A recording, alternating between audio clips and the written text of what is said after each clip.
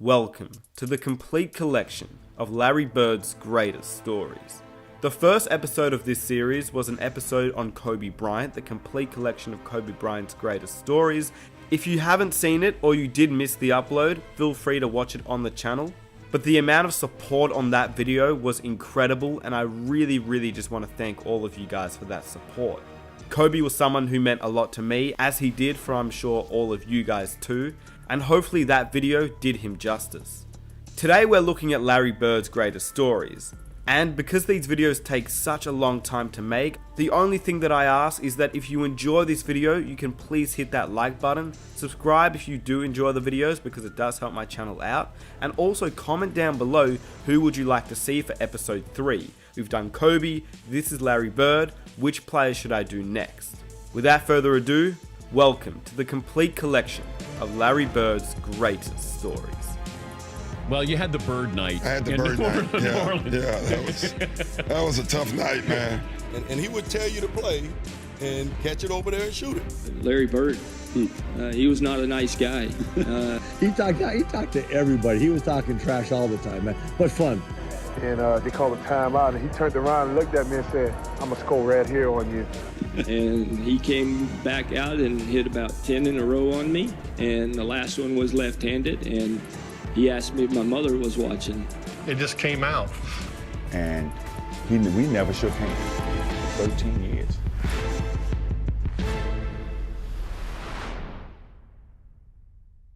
Well, you had the Bird night. I had the Bird night.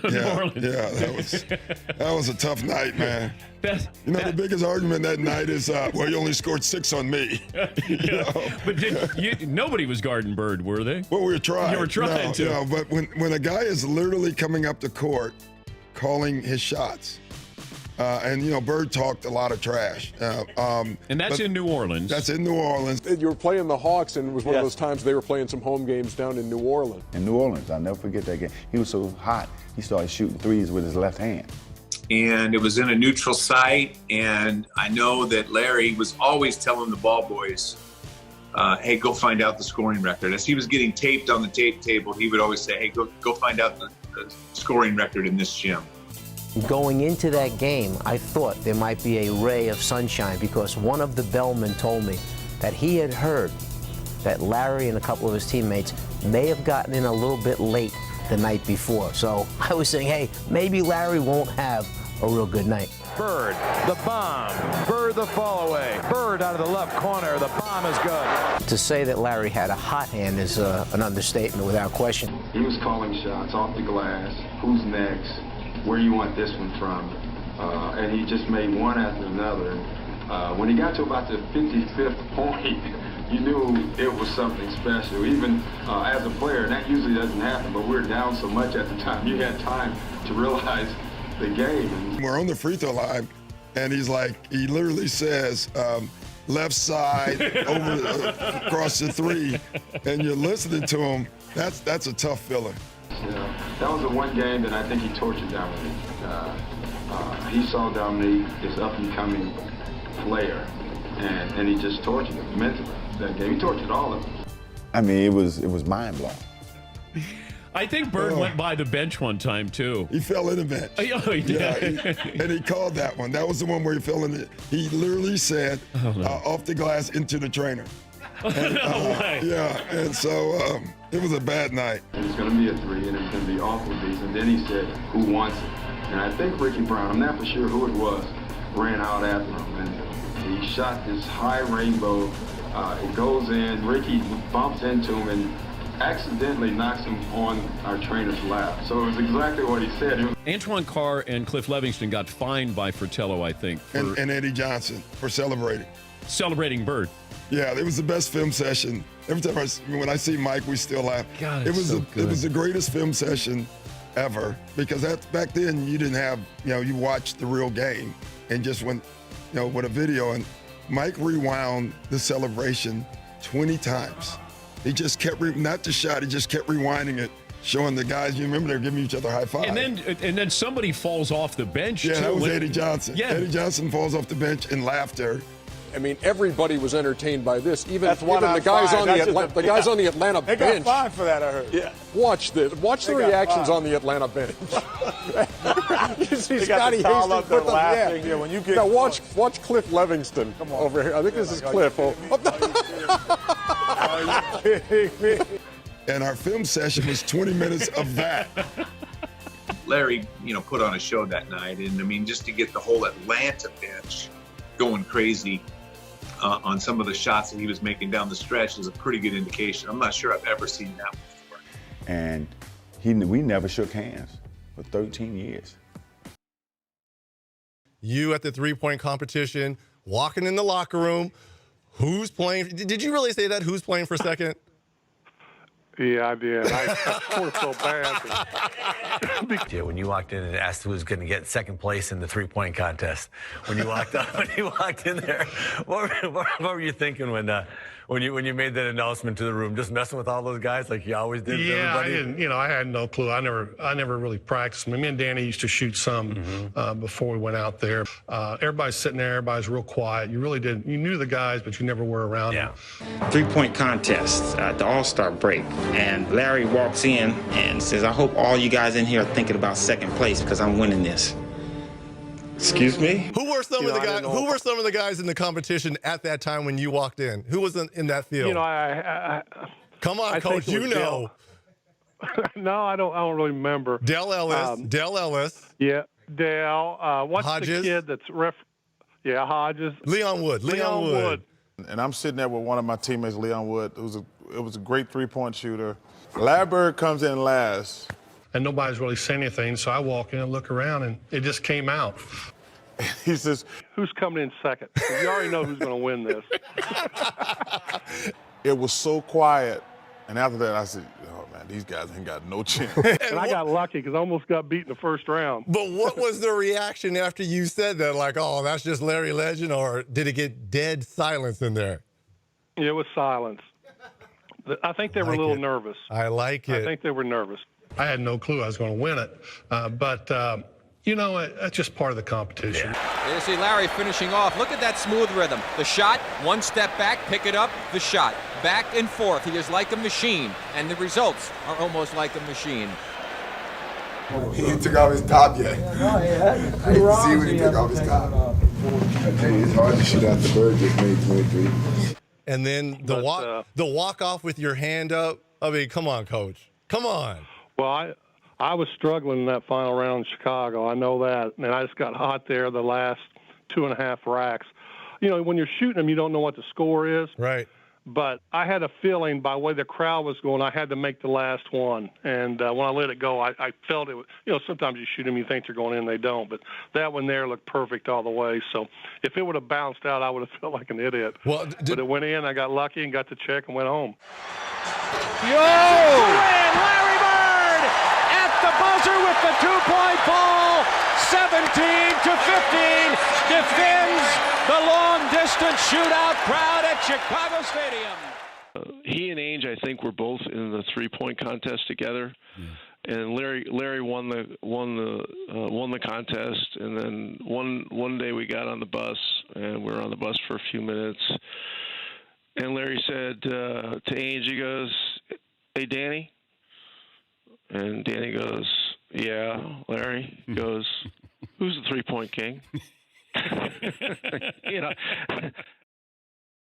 Larry Bird, he was not a nice guy.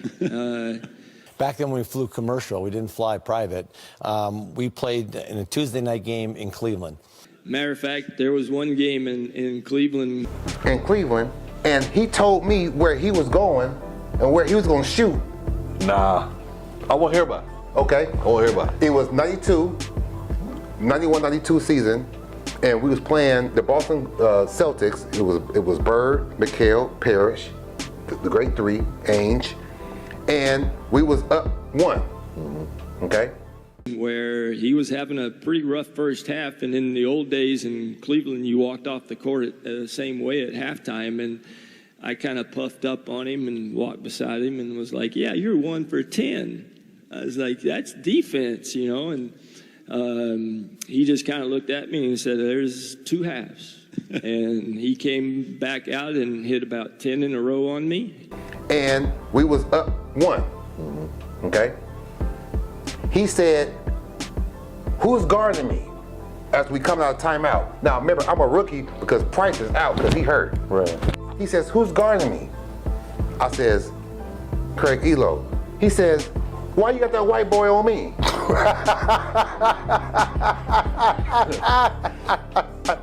Don't put no white boy on me. He said that was the most. Now remember, Larry Bird is white. Right. And the last one was left-handed, and he asked me if my mother was watching. I think the story that sums up Larry the best was we had a game on Wednesday night in New Jersey. Snowstorm hits Cleveland. We're at the airport at 7 in the morning. Flight's canceled at 7. It's canceled at 8. It's canceled at 9. It's canceled at 10. Canceled at 11, 12. We finally leave about 1:30 or 2 in the afternoon. We fly up to New Jersey. Now the storm has kind of moved into Jersey. And the bus driver says, well, I can't get to the hotel into the arena. I can only go to one place. Well, we had a game that night. We go to the arena. So we get to the arena, and I mean, we're dragging. And we're sitting around the locker room, and, and everybody's kind of, we're tired. And, and all of a sudden, the coach gives a little bit of a speech of, come on, man, guys, we're playing basketball. Let's get ready to go. And Larry stands up, and Larry says, a couple other few choice words, and he says, I don't know about you guys, but I'm going to take it out on their rear ends. So I was like, oh, all right, so let's go. So we go on the floor.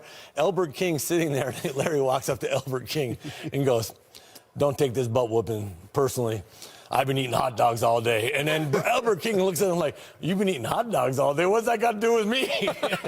And we went out and just hammered him. I mean, we terrorized them. And that was Larry. There was no excuses. I mean, he just played. And I tell you, that was just his competitive nature. But a day when you fly all day and eat hot dogs in the airport, best thing was Elbert's look on his face like, what hot dogs got to do with me? I still love the Xavier McDaniel story. Anybody better than Larry Bird? No, Larry's probably the best trash talker. And the best thing about Larry now, he's so buttoned down now. He's just like, I didn't do that. Man, that guy lies. He was the best trash talker. And he denies everything. Can you tell a Larry story? I haven't heard much of him, any stories about him talking trash, and he's so quiet. Yes. Just every other time, and I never got to play on the court or see. But can you tell a story like something you remember? One of there's a million of them, but one of my favorite ones is we're playing Phoenix, and we're way ahead, okay? The Celtics were playing the Suns, and we're down in the old Saddle Dome that they had outside. Right. And Larry, we're playing good as a team. Larry has the worst fourth quarter known to man. I mean, he's throwing the ball to the other team. I'm like, good Lord, we had like a 15-point lead. Next thing you know, we're down 2. And I'm like, how in the world are we going to lose this game, man? So we have a play, out of bounds play. I'm taking it out, and Larry says, I'm going to bust off the play, and I'm just going to come out, and I'm going to shoot a 3. And I'm like, and Larry says, I'm going to bust the play. I'm going to shoot a 3. And I'm like, Bertie, let's just get into overtime. I'm throwing to Robert. Robert, we need to get into overtime, man. Try to get this ship right because we're sinking, man. Celtics are down by 2 points, and Bird is out by the 3-point line, and he's being guarded by a guy named Johnny High. And Johnny High is sort of backing away from Bird, and Bird says, hey, Johnny, you better come up and guard me a little closer. I'm just going to get the ball and shoot a 3, and the game's over. Larry not only tells me that, he walks by the bench and says, typical Birdie, just real slow. So he tells the Phoenix bench, he tells the coaches, yeah, I'm just fixing to bust a 3 on you guys and just go home. I'm tired of this. Fixing to bust a 3 on your guys and go home. And, Johnny High sort of smiles and laughs about it. And so he breaks the play. And then the ball comes into Bird. He just turns around and shoots a perfect 3. Shoots the ball. As the ball's in the air, he kind of turns towards the Phoenix bench and yells, told you so. He stops running to the locker room. Larry hits it. He looks at the bench and goes, told you so. Unreal, man. As he's walking off, he puts an arm on Johnny High's shoulder and he goes, Johnny, I told you to come out and guard me. That was Birdie. And he had the confidence, man. That dude had so much confidence. He talked to the coaches. He talked to everybody. He was talking trash all the time, man. But fun. Great competitor, man. And I just started laughing. I was like, oh, man. It's just one of those ones where you just kind of, he has such supreme confidence. And it was just, but that's the one when you were back in and Larry went in and said, well, I won the game in the first 3 quarters, then I lost it in the third quarter, or the fourth quarter, excuse me. Then I won it at the end. He goes, my record tonight is 2-1. We all just kind of laughed. Bird used to tell people, I remember he told me a story about Xavier McDaniel. He said, The X-Man, yeah. X, I'm going to get the ball right here. I'm going to shoot a jumper right in your face. It was a tie game. They had the ball, and DJ was stalling the basketball. And Larry was kind of standing outside behind him, like denying him the ball. And they called a timeout, and he turned around and looked at me and said, I'm going to score right here on you. And I said, I know you will. I'll be ready. Tie game, 13 seconds to play. Celtics basketball. During the timeout, I'm going through a play, and about that time, Larry steps in and says, Coach, why don't you just give me the ball and tell everybody to get out of the way? That's Larry. And when he wants the ball, he wants the ball. After the timeout, we walked back on the court, and then Xavier was guarding him. So he tells Xavier, he says, I'm getting the ball. And Larry said, I'm going to get it right here, Ed, and I'm going to shoot it in your face. He hit it and looked at me, and he was like, damn. I didn't mean to leave nothing on the clock. He shot a shot right in my face. I just looked back, and the ball just went in, hit all net. And he said, I told you so. And, he was like, I didn't mean to leave 2 seconds on the clock. He wanted to shoot it with 0 seconds on the clock. I walked back to the sideline like, damn. Now, a lot of people don't know this. You probably know this, Dan, but Larry Bird was one of the biggest trash talkers in basketball. And a lot of people say, really? They thought it was Reggie or Charles. Larry Bird talked more trash on the basketball court than anybody I've ever played against. And he told me 2 things one game. Our rotations, double teaming Kevin McHale, always had to rotate to the corner, and Larry Bird was the one shooting it. So he shot one, and I'm trying to block this shot, and he would just tell me, Scott, you're a little too late. A little too late. So we playing him. In the last play, he says to James Worthy, he says, you guys don't have to worry about it. I'm going to go right over there that corner. He said, they're going to set a screen for me. We're taking the ball out. He said, I'm going to curl right over. And he's telling us to play. He's telling us to play before they even take it out. He said, I'm going to go right over to that corner, and I'm going to catch it, and I'm going to shoot it, and I'm going to tie the game or win the game, whatever the case may be. They take the ball out, and I think it was either Danny or DJ? The late, great DJ. Yeah. Take the ball out, the man curl right to the corner, caught the shot, shot a 3, game over. It's like, are you effing kidding me? It's my Larry Bird story. Go to shake his hand. I'm a rookie. I'm playing against the Boston Celtics in the Boston Garden. I go shake, and Larry put both hands behind his back. He wouldn't shake my hand. I said, okay, he's just getting into the game. In the first play of the game, he said, you don't even belong in the league, Holmes. And he shoots a 3. Now, I wasn't mad that he made the 3. But I said, there's some bitch just called me Holmes. and he came down and did it again, so I'm pissed, So the next time down, see me on the breakneck pitch, and I jump up and I throw it down on him, right? He fouls me. And he said, hey, Rook, I like you. You got heart. He said, I like you. You got heart. But I'm still getting 30 on you tonight. But I'm still getting 30 on your ass. I mean, that's who he was. Didn't Bird shoot left-handed for an entire game against Portland? Larry told all of us and the media, he said, tomorrow night's the last game of the trip. I'm going to play this one left-handed. I remember because I was there, and it was at a time when, McHale was still coming off the bench. And so he scored the first 8 points of the game left-handed, and Jerome Kersey was guarding him at the time, and I remember this because we had a great trash-talking team. We had ML Carr, we had McHale, we had Bird, we had Ainge was a yacker. We had guys with great creativity with that, and I'll never forget it. McHale yells out, "Hey Jerome, wait till you start shooting right-handed." But look, you're talking about one of the great, obviously great players, great competitors, but Bird was a great artist too.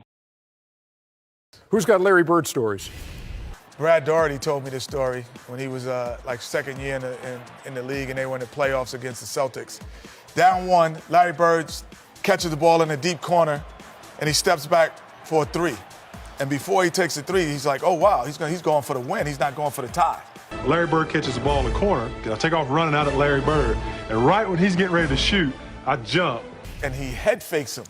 And as I go by, him, he tells me, he says, fly, Bird. And as he head fakes him, now it's 3-2, he hits him on the butt with the ball. And then he shoots it at the buzzer. And the confidence that hit him on the butt as he flew by him trying to block a shot. And I go right by him, he shoots the ball, it's nothing but nylon. I remember the time when Larry got on the roll, started shooting the ball, every shot was going in. Goodbye, she's gone. I guess the 2-pointer was too close. And when he runs by the bench, he goes, that's a heat check. Just see how hot I am. All right, he runs by Frank Layden, who's the funniest guy in the league. And Frank is coaching, and Larry says to him, hey, Frank, don't you have anybody on that bench that can guard me? He goes, so nobody out here can. Frank looked down at the bench and goes, no.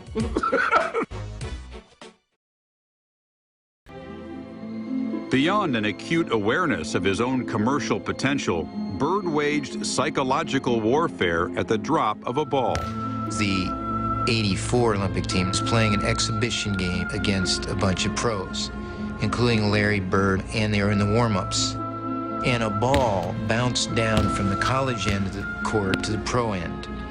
And Michael Jordan went down to chase it. The ball happened to be picked up by Larry Bird. And Michael went up a few feet away from Larry Bird and held out his hands. And Bird took the ball and fired it back down the court over Jordan's head, as if to say, you're not only not getting this ball, I don't give a damn who you are. Larry Bird knows exactly who this guy is and what's going to happen in the next few years. And he wants to get every edge he can get right now. But Bird didn't talk trash to you, Oh, did my God. Bird talked trash to everybody.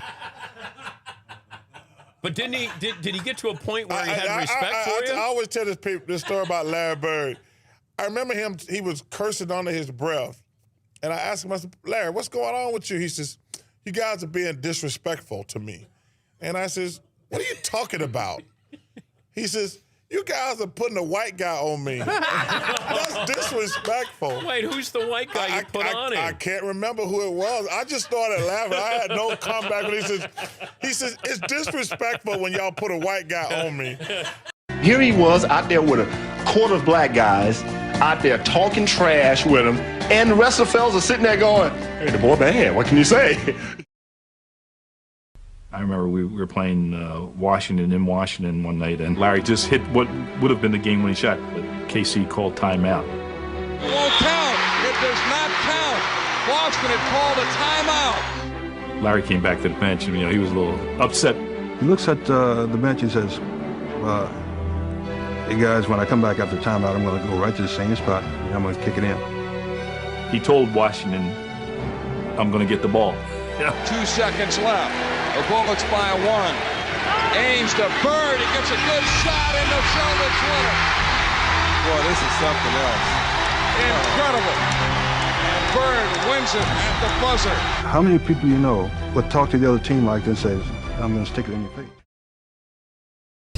In last year's playoffs, Person was out to make Bird eat his words while adding a few choice comments of his own. First time I touched the ball, my very first game, he said, shoot the ball, rookie. Shoot it, shoot it, shoot it. I said, okay, I'll shoot it. Wow, like that, and it went in. And I said, don't ever tell me to shoot the ball. I shoot it every time. And from then on, it's been a battle from the last 6 years. Chuck Person, he definitely has his reputation. During the playoffs, he just went AWOL. Chuck and Larry down low, greeting one another once again. Bird, he has caught fire. Person stopped him and had something to say afterwards. And look at Bird. Person didn't dare look at him. Yeah, it is a little special because I've known Chuck for a while, and we've always had run-ins, but it always seems like I get the last word. And I hope you guys enjoyed this video. If you did and you would like to help the channel out, please hit that like button to show your support. Feel free to subscribe if you enjoy these types of videos. There will be a lot of videos coming out shortly, similar to this one. And comment down below a player that you would like to see an episode of this series on. Lastly, here are 2 videos I think you would really enjoy. And with that said, it's been your boy Nick Smith. I am out.